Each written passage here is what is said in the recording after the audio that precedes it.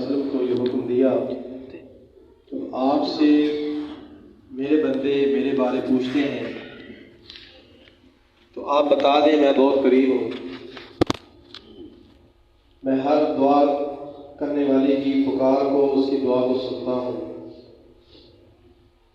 اور اللہ رب العالمین نے ارشاد فرمایا وقال ربکم ادعونی استجب لکم، تمہارے رب کا یہ ارشاد ہے کہ مجھ سے مانگو، میں تمہاری دعاؤں کو سنتا ہوں، قبول کرتا ہوں۔ دعا جو ہے یہ انسان کے لیے ایک بہت بڑا ہتھیار ہے۔ دعائیں جو ہے کہ ہمیں کرتے رہنا چاہیے، اس لیے اللہ کے رسول صلی اللہ علیہ وسلم نے ہمیں بتایا ہے، ترمذی میں، ابو داؤد میں صحیح حدیث ہے، جو بندہ اس بات کو پسند کرتا ہے کہ اس کی دعائیں پریشانی میں، مشکلات میں، دکھ اور تکلیف میں، غموں کے اندر اس کی دعائیں سنی جائیں، قبول ہو جائے، تو اسے چاہیے کہ وہ خوشحالی کے اندر دعائیں زیادہ کیا کرے، جب اس کو کوئی پریشانی نہ ہو، کوئی دکھ نہ ہو، کوئی تکلیف نہ ہو۔ اور یہ بات اللہ رب العالمین نے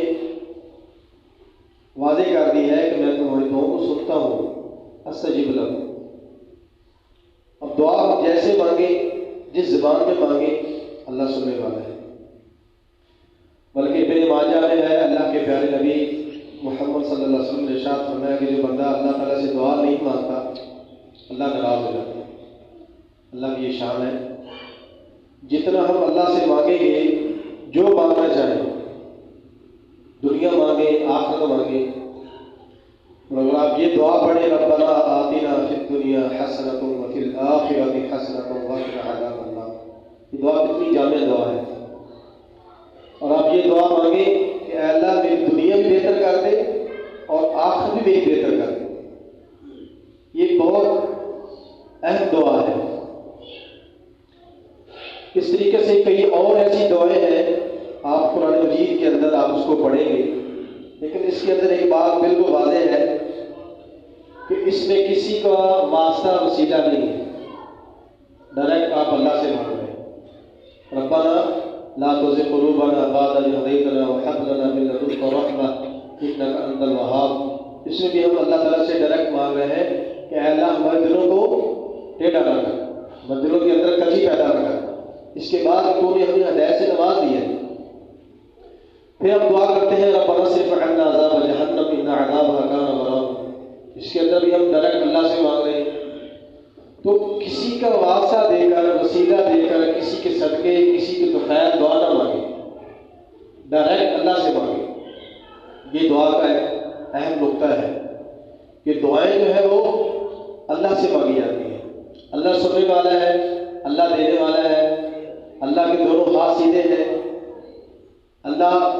خرچ کرتا جاتا ہے، ایسی مسلم میں الفاظ موجود ہیں۔ اللہ کے رسول صلی اللہ علیہ وسلم نے ارشاد فرمایا تمہارے اگلے پچھلے تمام انسان ایک بڑے میدان کے اندر جمع ہو جائے اور ہر آدمی اپنی خواہش کے مطابق مانگنا شروع کر دے تو اللہ کے خزانے میں کمی نہیں ہوگی، مگر اتنی کہ جیسے کوئی بندہ پانی کے اندر سوئی کو ڈبو کر نکال دے۔ اللہ غنی ہے، یا ایھا الناس انتم الفقراء الی اللہ، اے لوگوں تم سب اللہ کے محتاج ہو، سب، چاہے وہ نبی ہو، چاہے ولی ہو، چاہے صحابی ہو، عام بندہ ہو، سب اللہ کے محتاج ہے۔ یہ اللہ کی شان ہے، یا ایھا الناس، ناس کا لفظ استعمال کیا، لوگوں، انتم الفقراء الی اللہ، تو اللہ کے محتاج، تو ہم سب اللہ کے فقیر ہیں، اللہ کے محتاج ہیں۔ ہمیں دعاؤں سے اپنے رب کو راضی کرنا ہے، ہمیں دعاؤں سے اپنی جو آنے والی زندگی ہے اس کو بہتر کرنا ہے۔ ابن ماجہ میں صحیح حدیث ہے، ترمذی کے اندر بھی الفاظ موجود ہیں، اللہ کے رسول صلی اللہ علیہ وسلم نے ارشاد فرمایا کہ تقدیر کو کوئی چیز بدل نہیں سکتی سوائے دعا کے۔ دعا جو ہے یہ بہت بڑا ہتھیار ہے، لہذا دعا کا جو اصول بتایا اللہ کے نبی صلی اللہ علیہ وسلم نے کہ باوضو ہو، وضو کیا ہو بندے، قبلہ رخ ہونا ضروری ہے، اپنے ہاتھوں کو دراز کرے، ہاتھوں کو ملانا ہے، ہاتھوں کو دراز کرنا ہے۔ یہ بغلوں کی اللہ کے نبی صلی اللہ علیہ وسلم کی اسٹیڈی نظر آتی تھی، آپ اتنے ہاتھ دراز کرتے تھے۔ پہلے اللہ کی توحید بیان کریں، جتنی بھی آپ کر سکتے ہیں، پھر اس کے بعد اللہ کے نبی صلی اللہ علیہ وسلم پر درود پڑھتے ہیں جناب، اللہم صلی علی محمد وعلی آلہ، اور بھی ملتے ہیں درود ہے۔ پھر اس کے بعد آپ نے پہلے اپنی ذات کے لیے مانگنا ہے، اس کے بعد آپ نے بتدریج دوسروں کے لیے بھی دعا کرنی ہے، صرف اپنی ذات تک نہ چھوڑیں۔ تو یہ دعا کا اصول بتایا اللہ کے نبی صلی اللہ علیہ وسلم۔ تو لہٰذا اپنے دعائیں جو ہے وہ کرتے رہنا چاہیے۔ یہ مہینہ جو ہے بخشش کا مہینہ ہے، مغفرت کا مہینہ ہے، اپنے لیے دعا کریں، آپ کے جو اپنے فوت ہو گئے ہیں ان کے لیے دعا کریں، جو بیمار ہے، جو پریشان حال ہے، جو کسی بھی غم میں پریشان ہے، کسی کاروبار کی وجہ سے پریشان ہے، ان کے پاس اولاد نہیں ہے، اولاد ہے تو وہ نیک نہیں ہے، بیوی نہیں ہے، بیوی نیک صالح مانگے، بیوی ہے تو وہ نیک نہیں ہے تو وہ اس کے لیے دعا کرے، اگر شوہر ہے وہ نیک نہیں ہے تو اس کے لیے دعا کرے کہ اللہ اس کو نیک کر دے۔ تو ہدایت کے لیے آپ دعا نہ کریں، جو آپ کے قریبی رشتے دار ہیں نا ان کے لیے ہدایت کی دعا کیا کریں کہ اللہ ان کو بھی سیدھے راستے پر لے جائے۔ اور اس مہینے کی جو برکات ہیں، اس کی جو رحمتیں ہیں، اس کو سمیٹنے کی بھرپور کوشش کریں، دعاؤں کے اندر یاد رکھا کریں۔ اسی مسلم میں الفاظ موجود ہے، اللہ کے رسول صلی اللہ علیہ وسلم ارشاد فرماتے ہیں کہ جو بندہ کسی مسلم کے غیر کے لیے اس کی دعا کرتا ہے، وہ موجود نہیں ہے، تو غیبانہ طور پر جو بندہ دعا کر رہا ہے تو فرشتے کی ڈیوٹی لگ جاتی ہے، وہ بھی اس کے لیے یہی کہتا ہے کہ جو دعا تو نے اس کے لیے کی ہے وہی دعا تیرے لیے ہے۔ تو ہم دوسروں کی دعا کریں گے تو انشاءاللہ وہی دعا ہمارے حق کے اندر قبول ہوگی۔ دعا کی قبولیت کے حوالے سے بڑے مقام ہے، اس کے اندر فرض نماز کے بعد دعا قبول ہوتی ہے، افطار کے وقت دعا قبول ہوتی ہے،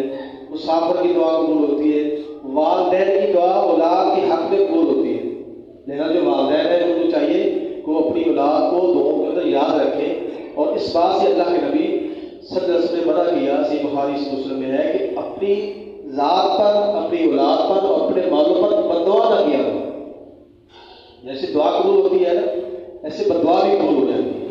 تو بددعا نہ کیا کرو۔ ٹھیک ہے، آپ کی اولاد نے آپ کو پریشان کیا ہے، ماں کی وجہ سے پریشانی ہے، آپ اپنی بیماری کی وجہ سے کسی وجہ سے پریشان ہیں، تو اپنی ذات پر بددعا نہ کیا کریں، اپنی اولاد کو بددعا نہ دیا کریں، اپنی مال پر بددعا نہ دیا کریں۔ تو یہ کچھ باتیں میں نے آپ کے سامنے رکھی ہیں۔ یہ مہینہ جاری اور ساری ہے، بہت جلدی سے گزر رہا ہے۔ اس کے اندر عبادات کے ساتھ ساتھ یہ بھی عبادت ہے کہ آپ دعائیں زیادہ مانگیں۔